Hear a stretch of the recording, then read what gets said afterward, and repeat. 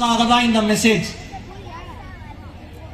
அம்மா அப்பாட்ட பைக் வாங்கி கொடுத்தாதான் நான் ஸ்கூலுக்கு போவேன்னு உங்க பையன் சொன்னானா, நீ அப்படி ஒண்ணும் போய் கல்வி புரட்சி பண்ண வேண்டிய அவசியம் கிடையாது தம்பி. பேசாம வீட்டில் இருந்து உட்கார வைங்க. உங்களை பயமுறுத்தி அவன் ஒரு காரியத்தை சாதிக்க வேண்டும் என்கிற அவசியம் இல்லை என்பதை உணர்ந்து கொள்ளுங்கள். பேரண்ட்ஸ்க்கு சொல்றேன், இப்ப ஸ்டூடெண்ட்ஸ் சொல்றேன்.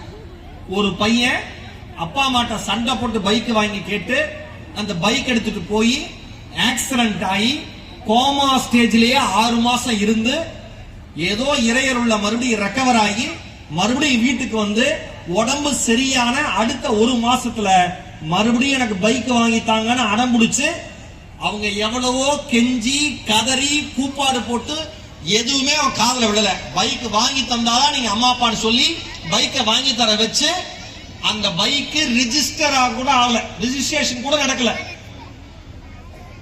சென்னையில சுவர்ல மோதி அந்த ஸ்பாட்லயே இறந்து போன அந்த பையன். நீங்க வேகமா போறது உங்க ஃப்ரெண்ட்ஸ் முன்னாடி கெத்தா இருக்கும், ஆனா அது 10 பைசாவுக்கு பிரயோஜனம் இல்லைன்னு நினைச்சுக்கோ. இன்னைக்கு அம்மா அப்பா காசுல ஓசியில பெட்ரோல் போட்டு ஓட்டுறையோ அப்ப வேகமா போக தோணும். நீ சம்பாதிச்சு பெட்ரோல் போட்டீங்கன்னா 60க்கு மேல பைக்கு போகவே போகாது. ஏன்? கிலோமீட்டரை பார்த்து ஓட்டிக்கிட்டே இருப்பான் ஆம்பளை, மைலேஜை பார்த்துக்கிட்டே இருப்பான் ஆம்பளை. ஐயோ இந்த மாசம் 1 லிட்டர் பெட்ரோல் அதிகமாயிருச்சு, 10 லிட்டர் பெட்ரோல் அதிகமாயிருச்சு, 10 லிட்டர் பெட்ரோல் ஒரு மாசத்துக்கு அதிகமானா 1000 ரூபாய் செலவாயிரும். இந்த 1000 ரூபாய்க்கு பிள்ளைங்களுக்கு ஏதாவது வாங்கி கொடுப்பேன், எதுக்கு இவ்வளவு செலவாகுதுன்னு தெரியலையேன்னு யோசிக்கிறவங்க பேரு தான் அப்பா. நல்லா ஞாபகம் வச்சுக்கோங்க, வேகமானா போகாதீங்க. சில பேர் 100ல போறான் 108ல வரான், 100ல போறான் 108ல வரான். என்ன சார் ஒரு பையன் வேகமா போனா இந்த சைடு வேகமா போறான். இன்னும் சில பேரை பாக்குறேன், ஆம்புலன்ஸ் போனா ஆம்புலன்ஸ் பின்னாடியே வேகமா போறான் சார்.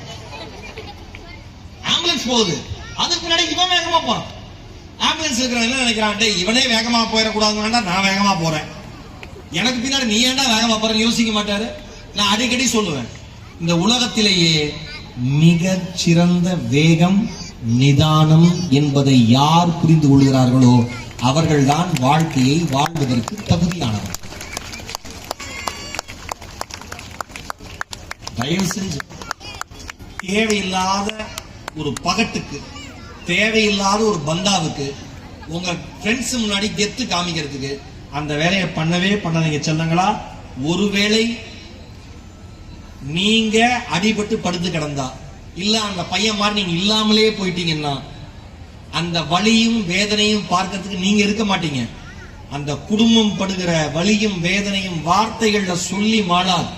ஜாக்கிரதையா இருங்க, படிச்சுக்கலாம், தெளிவா இருங்க. ஏன் படி படி படி படின்னு எல்லாரும் கதறாங்க? படிச்சா மட்டும்தான் நீ யாருன்னு தெரியும். இந்த உலகத்துல எவ்வளவோ பேர் இருக்காங்க, நம்ம வாழ்க்கையில ஒண்ணுமே இல்லைன்னு புரியும். படிக்கிறவனுக்கு மட்டும்தான் படிப்போட அருமை தெரியும். ஒரு படிக்காத அம்மா அப்பா, ஒரு விவசாய கூலியா இருக்கிறவங்க, ஒரு தினக்கூலியா இருக்கிறவங்க கஷ்டப்பட்டு ஏன் தன்னுடைய அடுத்த தலைமுறையை படிக்க வைக்கணுங்கிற என்ன வருதுன்னா, நான் பார்க்காத ஒரு வாழ்க்கையை